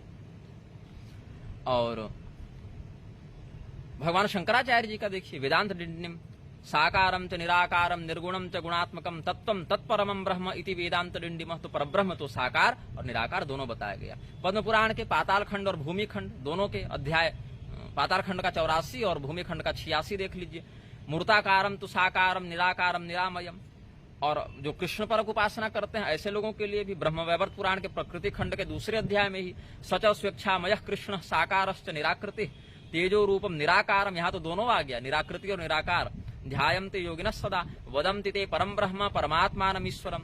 और ब्रह्मवैवर्त पुराण के ही गणपति खंड के अध्याय 32 में देखिए, साकारम च निराकारम सगुणम निर्गुणम प्रभुम सर्वाधारम च सर्वम च स्वेच्छा रूपम नमाम्यहम। शिव पुराण में देखिए संध्या देवी जब भगवान महादेव जी का संस्तवन करने में असमर्थ अनुभव करने लगी तब भगवान ने उनको दिव्य ज्ञान दिया, दिव्य दृष्टि दी। जो सती खंड है रुद्र संहिता का, उसके 6वें अध्याय में देखिए तब भगवती संध्या क्या कहती हैं, निराकारम ज्ञान गम्यम परम यन्नैव स्थूलम नापि सूक्ष्मम न चोच्चम अंतश्चिंत्यम योगभिस्तस्य रूपम तस्मै तुभ्यम लोककर्त्रे नमोस्तु सर्वम शांतम निर्मलम निर्विकारम ज्ञानागम्यम स्वप्रकाशे विकारम खाध्वप्रक्षम ध्वांत मार्गात् परस्तद्रूपम यस्य त्वां नमामि प्रसन्नम। अब देखिए यहां दोनों है। पहले में कहते हैं निराकारम ज्ञान गम्यम, आप ज्ञान के द्वारा जानने योग्य हैं, और फिर कहते हैं निर्विकारम ज्ञानागम्यम, ज्ञान के द्वारा आप अगम्य हैं। तो ज्ञान भी लोक और अलोक दो भेद का होता है, लोकोत्तर ज्ञान और लौकिक ज्ञान दो होता है। लौकिक ज्ञान सांसारिक ज्ञान को, जैसे विद्या परा और अपरा दो होती है ना, वैसे तो ब्रह्म ज्ञान के द्वारा आपको जाना जा सकता है और संसार के ज्ञान के द्वारा आपको नहीं जाना जा सकता। अब गोस्वामी जी ने कहा ना, गिरा ज्ञान गोतीतमीशम गिरीशम, वही भाव यहाँ भी है। देवी भागवत महापुराण में कहते हैं स्कंध 9 देखिए अध्याय 13, निरीहम च निराकारम निर्लिप्तम च निराश्रयम निर्गुणम च निरुत्साहम निर्विकारम निरंजनम स्वेच्छामयम च साकारम भक्तानुग्रह कारकम सत्यस्वरूपम सत्येशम साक्षी रूपी सनातनम, साक्षी रूपम सनातनम। और आगे देवी भागवत में ही, मतलब पहले स्कंध 3 में देखिए अध्याय 7 में, स्थूल सूक्ष्मादि भेदेन द्वे रूपे परमात्मा, परमात्मा के दो रूप स्थूल और सूक्ष्म, ज्ञान रूपम निराकारम निदानम तत्प्रचक्षते, उसमें निराकार ब्रह्म ज्ञान स्वरूपी है, उसको केवल ज्ञान के द्वारा जाना जा सकता है, उसका ध्यान इत्यादि करना उतना संभव नहीं। इसीलिए साधकस्य तो ध्यानाद स्थूल रूपम प्रचक्षते, साधक के ध्यान के लिए भगवान को एक साकार विग्रह में आना पड़ता है, एक स्थूल शरीर में आना पड़ता है, एक स्थूल रूप का, क्योंकि सूक्ष्म है अगम्य है तो उसको सामने आना पड़ेगा, प्रत्यक्ष होना पड़ेगा, तब ना आदमी देखेगा, तब तो व्यक्ति ध्यान लगाएगा। शरीरम सूक्ष्म में वेदम पुरुषस्य प्रकृतितम। और देवी भागवत में ही ये तीसरा स्कंध के 7वें अध्याय से बताया। पहले अध्याय में देखिए मोक्षदाम च मुमुक्षूणाम, यहाँ शक्ति और शिव, प्रकृति और पुरुष दोनों, शक्ति और शक्तिमान दोनों का यहाँ पर बताया। क्या कहते हैं, मोक्षदाम च मुमुक्षूणाम कामदाम च फलार्थिनाम त्रिगुणातीत रूपाम च गुण विस्तार कारकाम निर्गुणाम सगुणाम तस्मात् ताम ध्यायन्ति फलार्थिनः निरंजनम निराकारम निर्लेपम निर्गुणम किल अरूपम व्यापकम ब्रह्म प्रवदन्ति मुनीश्वराः।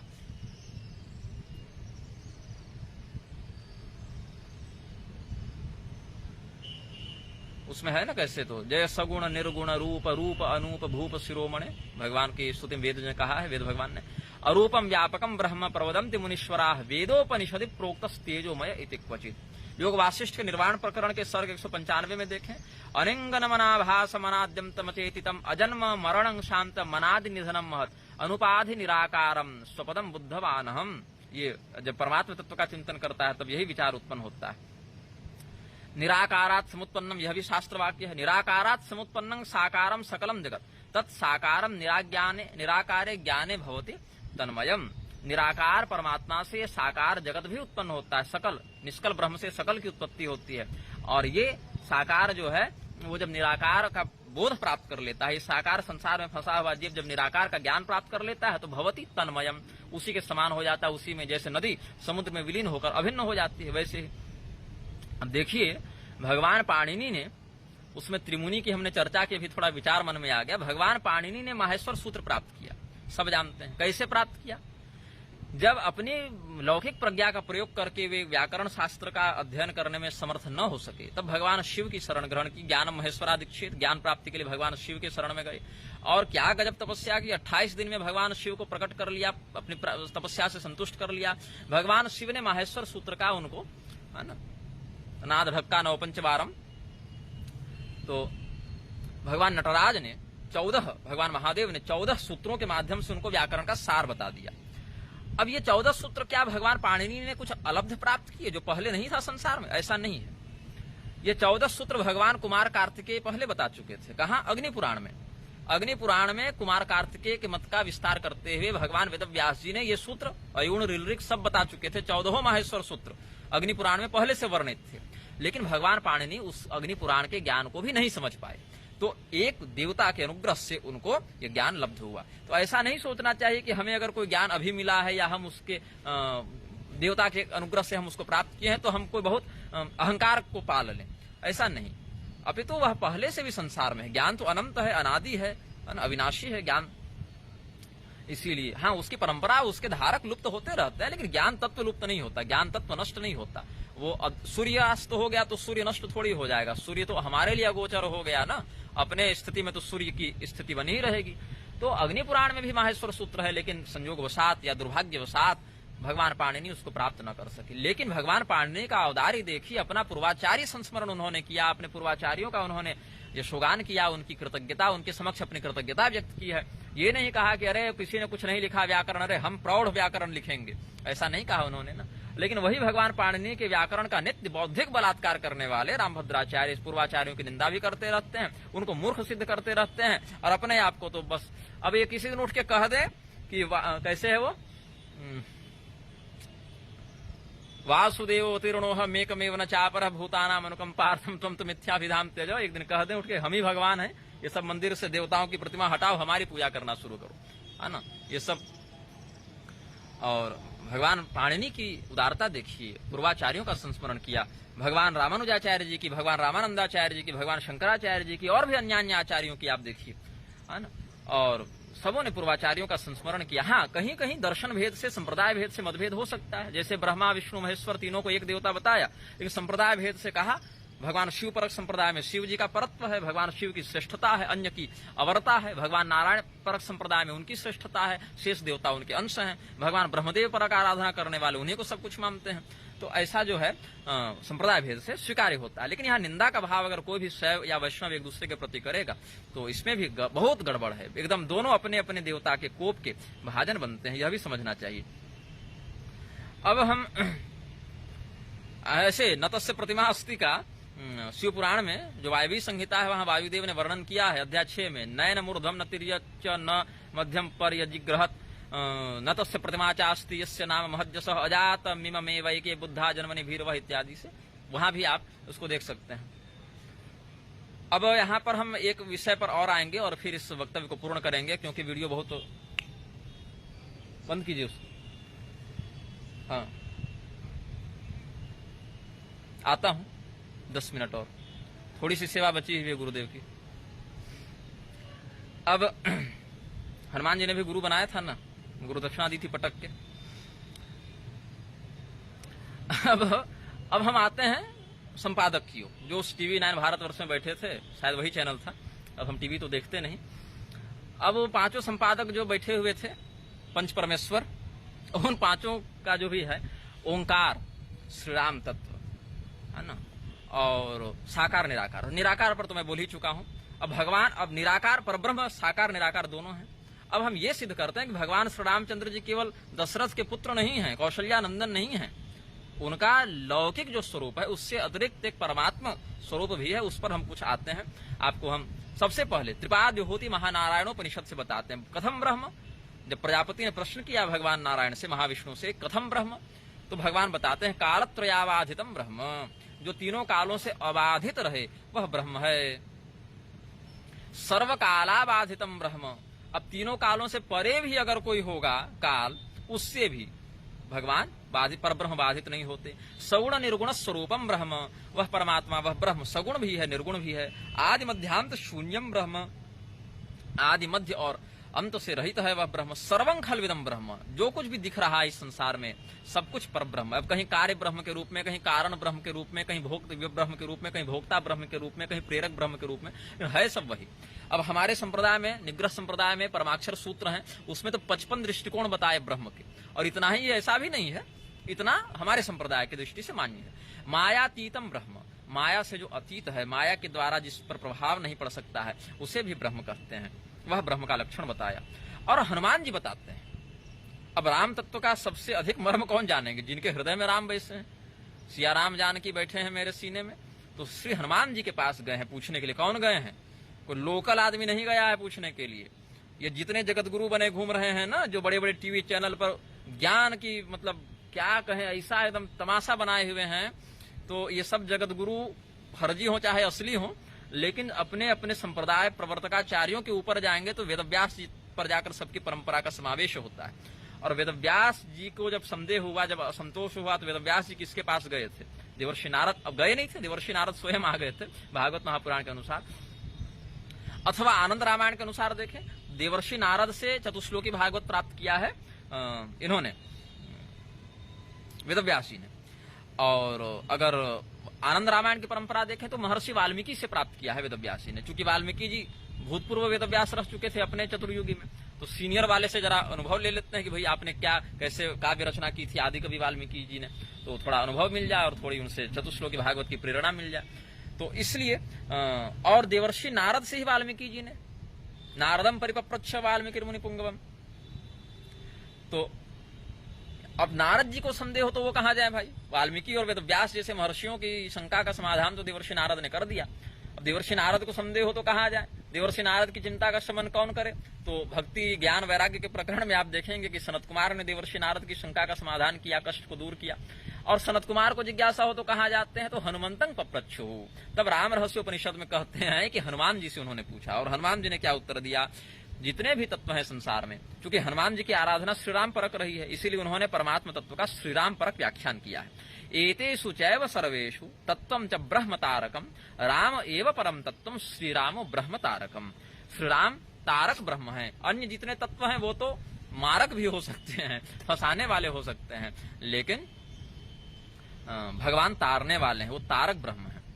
और अब पद्म पुराण के पाताल खंड में भी भगवान श्री रामचंद्र जी के विषय में अध्याय 28 में क्या कहते हैं? ये कोई मनुष्य नहीं है, सुन लीजिए संपादक जी आप भी, ये जो श्री रामचंद्र जी है केवल कोई साकार व्यक्ति नहीं है, अपितु ये तो परब्रह्म है, और परब्रह्म साकार निराकार दोनों होते हैं। एष रामः परम ब्रह्म कार्य कारणतः परम चराचर जगत स्वामी न मानुष वपुर्धरः। केवल मनुष्य शरीर धारण कर लिए हैं तो जैसे आरएसएस और आर्य समाजी और ये सब पाखंडी लोग बताते रहते हैं ना कि ये तो भगवान नहीं, ईश्वर नहीं, अपितु कोई महापुरुष थे, ऐसा नहीं। महापुरुष के रूप में भी वर्णन है, लेकिन अन्य जो जीवात्मक पुरुष हैं उनसे विलक्षण महान महापुरुष के रूप में वर्णन है। वहां महापुरुष का अर्थ है जो लोग आजकल विवेकानंद और अंबेडकर को भी महापुरुष बताते घूम रहे हैं, वैसे वाले महापुरुष नहीं है वो। अब भगवान श्री रामचंद्र जी परब्रह्म है, ये तो हनुमान जी ने कह दिया, भगवान महादेव ने कह दिया, सबने कह दिया। अब आप देखिए जो अध्यात्म रामायण में भगवती सीता ने परिचय दिया है, क्या कहती है भगवती सीता?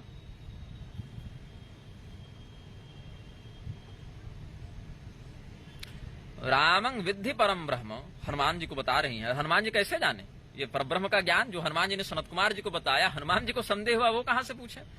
हनुमान जी को जब संदेह होगा तो कहां पूछेंगे? वो चले गए भगवती सीता के पास। श्री रामचंद्र जी ने कहा कि ये हनुमान बड़े जिज्ञासु हैं, बड़े भक्त भी हैं, और तद्विधि प्रणिपातेन परिप्रश्नेन सेवया, उचित शैली से प्रश्न करें, सेवा भाव रखें, जिज्ञासा रखें, प्रणिपात शरणागति रखें तो ज्ञान निजन तत्व का उपदेश कर देते हैं। तो भगवती सीता जी को कहा कि हनुमान जी तो बड़े कुशल परीक्षक हैं, बड़े कुशल भक्त हैं, समर्पित हैं, तो इसीलिए आप इनको मेरा परब्रह्म स्वरूप का उपदेश कर दें। तो भगवती सीता कहती हैं, रामं विद्धि परम ब्रह्म सच्चिदानंदमद्वयम् सर्वोपाधि विनिर्मुक्तम सत्ता मात्रम अगोचरम आनंदम निर्मलं शांतम निर्विकारम निरंजनम सर्वव्यापिनम आत्मानम स्वप्रकाशम अकलमशम। श्री रामचंद्र जी को, हे हनुमान, तुम परब्रह्म जानो, सच्चिद आनंद स्वरूपी जानो, अद्वय जानो, अद्वितीय जानो, हर प्रकार की उपाधि नाम रूप लिंगादि से ये विनिर्मुक्त हैं, केवल इनकी उपस्थिति का बोध होता है। सत्ता मात्र मगोचरम, आनंद स्वरूपी है, निर्मल है। अब निर्मल का अर्थ क्या लगाइएगा कि जहां से सभी मल निश्रित हो वो निर्मल है, ऐसा कुछ अर्थ लगाइएगा क्या? हम तो यही जानते हैं निर्मल में मतलब जहां पर निषेधात्मक है, यहाँ उपसर्ग जो निश या निर जो भी निष्कल या निर्मल इत्यादि में निर इत्यादि जो लगता है वहां पर तो उसका निषेधात्मक अर्थ ही लगता है। लेकिन निस्सरंति मलाह यस्मात् निर्मल, ऐसे कोई अर्थ करेंगे क्या? करना तो नहीं चाहिए, बाकी आप अपना पैसाची व्याकरण लगा के कुछ कर दें तो अलग बात है। सर्वव्यापिनम आत्मानम स्वप्रकाशम अकलमशम, ये भगवती सीता जी ने हनुमान जी को बताया। और हनुमान जी ने, अच्छा ये तो बता ही दिए आपको, राम रहस्योपनिषद से हमने बताया, श्री राम ब्रह्मतारक ये हमने बताया। अब ओंकार जो कहा संपादक महोदय ने, निराकार ओंकार मूलम तुरीयम, तो तुरीय कौन है ना? ये सब देखिए, तुरीय कौन है? 4 प्रकार की चेतनावस्थाएं होती हैं, विश्वावस्था, तेजसावस्था, प्राज्ञावस्था और तुरीयावस्था अथवा अव्यक्तावस्था। तो अकाराक्षर संभूत सौमित्रिर विश्वभावनः, उकाराक्षर संभूत शत्रुघ्नस्तेजसात्मकः, प्राज्ञात्मकस्तु भरतो मकाराक्षर संभवः, अर्धमात्रात्मको रामो ब्रह्मानंदैक विग्रहः। जो चेतना की 4 अवस्थाएं हैं, विश्वावस्था, तेजसावस्था, प्राज्ञावस्था और तुरीयावस्था अथवा अव्यक्तावस्था। तो निराकार ओंकार मूलम तुरीयम, तो ओंकार मूल भी भगवान है। अब शिव जी के लिए वहां आया है, लेकिन वहां पर आप श्रीराम परक भी अर्थ चाहे तो कर सकते हैं, क्योंकि वहां पर श्री रामचंद्र जी से तुलना करने की बात हुई थी ना टीवी पर बहस में, तो इसीलिए हमने यहाँ पर श्रीराम परक ही अभी व्याख्यान करने का विचार किया है। 2 मिनट। तो अभी सूर्यास्त में समय है, हम समझते हैं कि आधे घंटे समय है अभी सूर्यास्त में। आसन लगा दीजिएगा। अकाराक्षर संभूत सौमित्र विश्वभावना। सुमित्रानंदन लक्ष्मण जी विश्ववाचक हैं, विश्वात्मक हैं। विश्वात्मक चेतनावस्था क्या है? अभी हम लोग सब विश्वात्मक अवस्था में है, संसार का अनुभव कर रहे हैं। हमारी इंद्रियां विश्व से विषयों का आकर्षण करके उसका उपभोग कर रही हैं। तेजसावस्था में क्या होता है? जब हम सो जाते हैं, सपना देखते हैं, स्वप्नावस्था को तेजसावस्था कहते हैं। समाधि की अवस्था को प्राज्ञावस्था कहते हैं। जब इंद्रियां बाहर से विषयों का आस्वादन करें, बाहर के दृश्यों को ग्रहण करें, बाहर के शब्दों को ग्रहण करें, बाहर के गंध को ग्रहण करें, तब यह विश्वावस्था है। जब इंद्रियां बाहर न करके अंतर्मुखी हो जाएं, अंदर ही अंदर विषयों का ग्रहण करने लगे, सपने में देखने लगे, सपने में सुनने लगे, सपने में भोजन करने लगे, तो अंतर्मुखी हो जाती हैं इंद्रियां, तो उसको स्वप्नावस्था या तेजसावस्था कहते हैं। और जब इंद्रियां होती तो हैं, लेकिन होने के बाद भी कहीं से भी विषय का आस्वादन नहीं करती, ना अंदर से न बाहर से, तब उसको प्राज्ञावस्था कहते हैं। और जहां इंद्रियों का भी लोप हो जाए, जहां पर इंद्रियां भी न रहे, अंतःकरण भी न रहे, बाह्यकरण भी न रहे, उसको तुरीयावस्था या अव्यक्तावस्था कहते हैं, जिसका वर्णन नहीं कर सकते, क्योंकि वर्णन करने के लिए हम वागिंद्रिय का आश्रय ले रहे हैं, और वो अवस्था ही इंद्रियातीत होती है। यहाँ पर आप देखे होंगे कि लक्ष्मण जी कहीं 12 है, कहीं 14 है, अलग अलग ग्रंथों में। इतने वर्षों तक निद्रा का प्रयोग नहीं किए थे। क्यों? विश्वावस्था के अवतार हैं, जगे हुए हैं, सोए हुए थोड़े हैं, स्वप्नावस्था का एक भाव की बात है। हालांकि इसको अक्षरशः ऐसा नहीं समझना चाहिए, क्योंकि फिर शत्रुघ्न जी तेजसात्मक है तो थोड़े ही सो रहे थे, लेकिन एक भाव की बात है। अकाराक्षर संभूत सौमित्र विश्वभावन, उकाराक्षर संभूत शत्रुघ्न तेजसात्मक, प्राज्ञात्मकस्तु भरतो मकाराक्षर संभव, अर्धमात्रात्मको रामो ब्रह्मानंदैक विग्रह। सौमित्री सुमित्रानंदन लक्ष्मण जी विश्वावस्था के प्रतीक हैं। और ओंकार में क्या है? अ उ म और फिर अर्धमात्रा, अर्धमात्रा सदा नित्या यानुच्चार्या विशेषतः, वो उसका उच्चारण नहीं होता है, उसको अनुच्चरित रखते हैं, उसका अंतस्थित नाद रूप में उसका अनुभव किया जाता है। अ उ म का तो प्रणव में उच्चारण हो जाता है, लेकिन जो अर्धमात्रा है उसको अनुच्चार्या कहा गया है। उस मात्रा का उच्चारण प्रत्यक्षतः वागिंद्रिय से नहीं होता, वो अनहत नाद है वो। तो ओंकार में जो अ है वो विश्वावस्था का प्रतीक है, विश्वावस्था के अवतार लक्ष्मण जी हैं। ऊ जो है अ उ म, तो ऊकार का जो है वह तेजसात्मक है स्वरूप, वह स्वप्नावस्था का प्रतीक है, वह शत्रुघ्न जी आए हैं उस रूप में। भरत जी प्राज्ञात्मक है। देखिए भरत जी नंदीग्राम में भी रहे, राजमहल में भी रहे, लेकिन इंद्रियां उनकी न अंतर्मुखी थी न बहिर्मुखी थी, कहीं से भी वो विषय का आस्वादन कर नहीं रहे थे।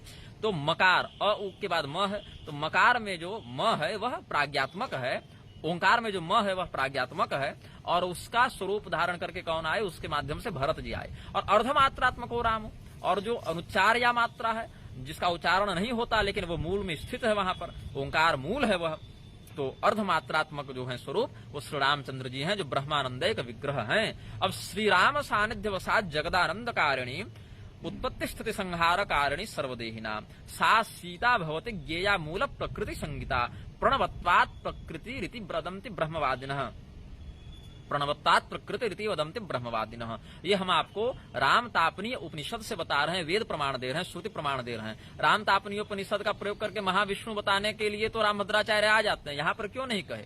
ओंकार वाला ये सब बता देते हैं। पढ़े तो आप भी हैं, ऐसा तो है नहीं कि राम तापनीय आप पढ़े नहीं है ना?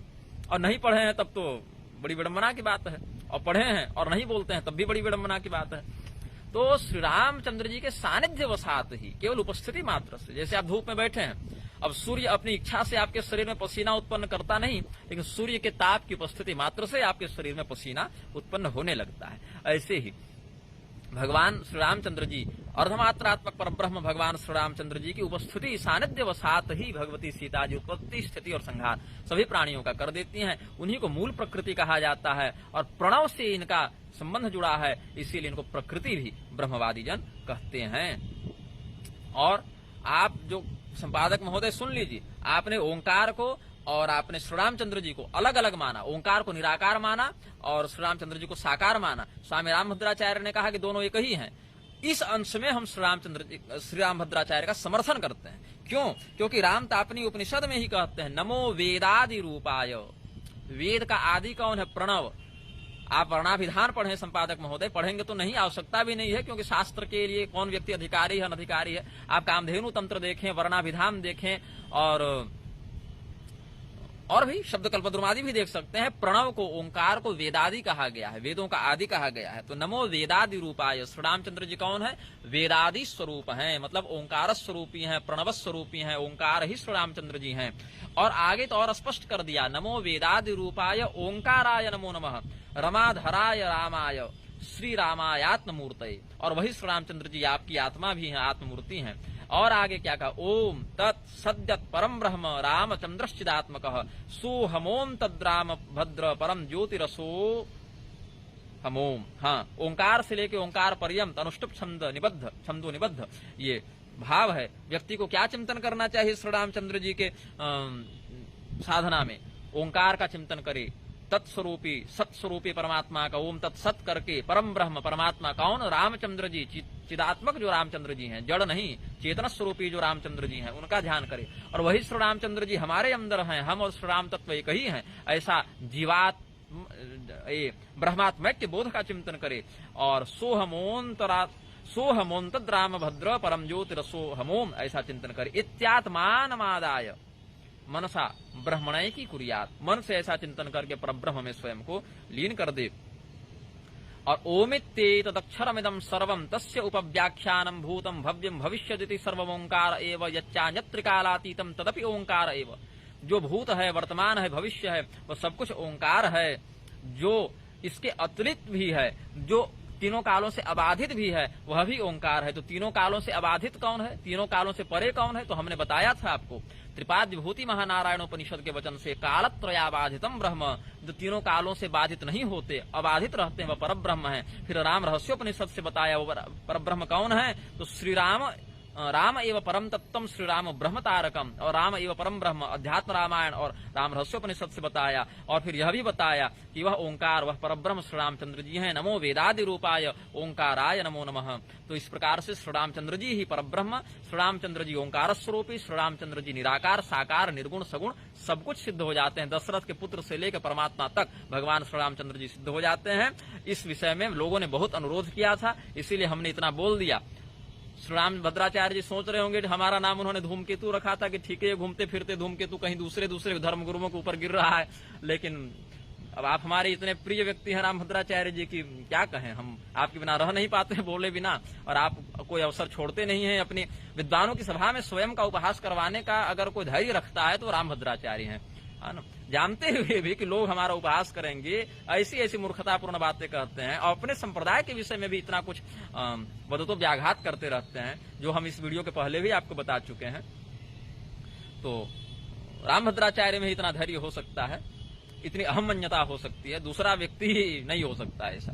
तो इस वीडियो को अगर कोई उन संपादक महोदय या TV9 भारतवर्ष वाले लोगों से जुड़े होंगे तो उनके संज्ञानार्थ और समाज में व्याप्त भ्रम के निवारणार्थ इस वीडियो को वहां तक पहुंचाएं। न भी पहुंचाएं तो कोई मतलब नहीं है। हम तो ऐसे भी वीडियो बनाते हैं, कई बार तो इसलिए बना देते हैं कि इतना कुछ शास्त्र प्रमाण एक जगह एकत्र हो जाए तो हम ही को बाद में काम देगा कि भाई क्या उसमें प्रमाण था, जरा हम अपना ही वीडियो सुन लें, तो बहुत से विषयों का अभ्यास पुनः हो जाता है। तो ऐसा भी नहीं कि आपके चक्कर में हम बना रहे हैं, वो तो हम अपने ही स्वाध्याय के लिए बहुत कुछ बोलते हैं, क्योंकि पढ़ा हुआ विषय व्यक्ति भूल जाता है, लेकिन जो प्रवचन करता है, जो बोलता है, वो अधिक दृढ़ता से कई बार स्मरण रह जाता है। तो इसीलिए हमने इतना बोल दिया। अब सायंकाल का समय हो गया, हम भी अपने जप इत्यादि में बैठेंगे।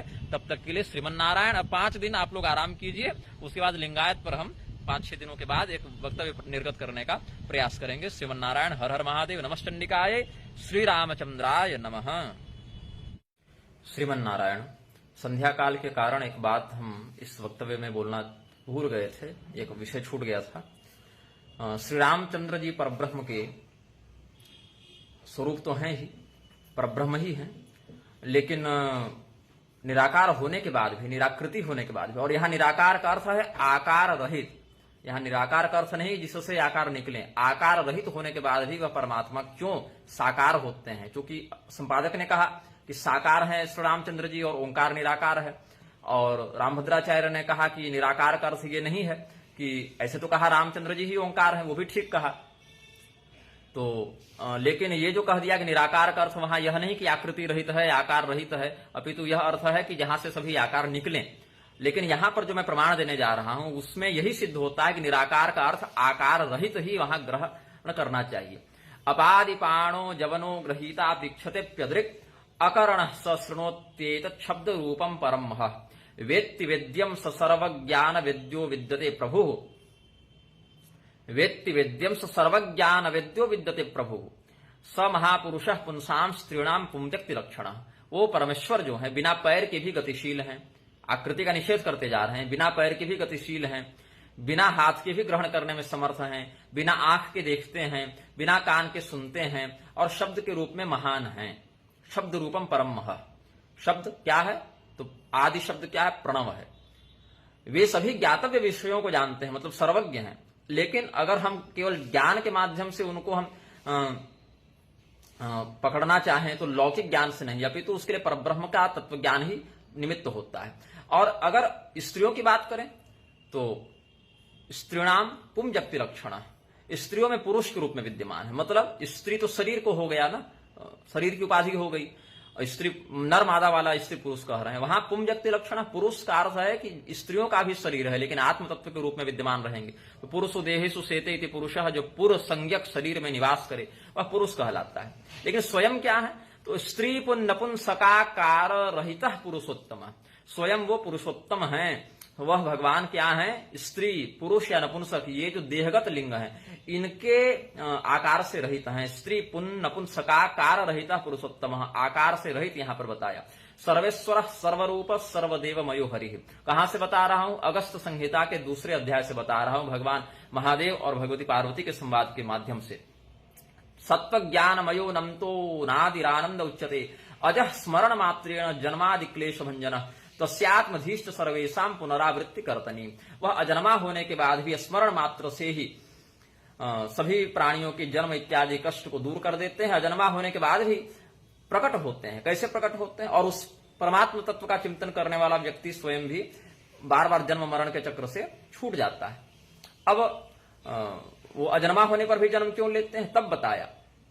निराकृति, वहां आकार रहित कह दिया, स्त्री पुन नपुंसकाकार रहित पुरुषोत्तम। और यहां देखिए तृतीय अध्याय में सर्वेश्वर सर्वमय सर्वभूत हिते रतः सर्वेशाम उपकाराय साकारो भून निराकृति। वही परमात्मा जो आकार रहित थे दूसरे अध्याय के 5वें श्लोक के अनुसार, अब वही निराकृति, निराकार होने के बाद भी, आकार रहित आकृति रहित होने के बाद भी साकार हो गए हैं। क्यों? सभी प्राणियों का हित करने की इच्छा से। अब यदा यदा च भक्तानां भयमुत्पद्यते तदा तत्तद भक्तस्य चिंताय तत्तद रूपो व्यजायत। जब जब भक्तों पर नाना प्रकार के भय संकट उपस्थित होते हैं तो भक्तों पर अनुग्रह करने के लिए वैसे ही वैसे आवश्यक शरीरों को धारण करते हैं, जिसमें कौन है?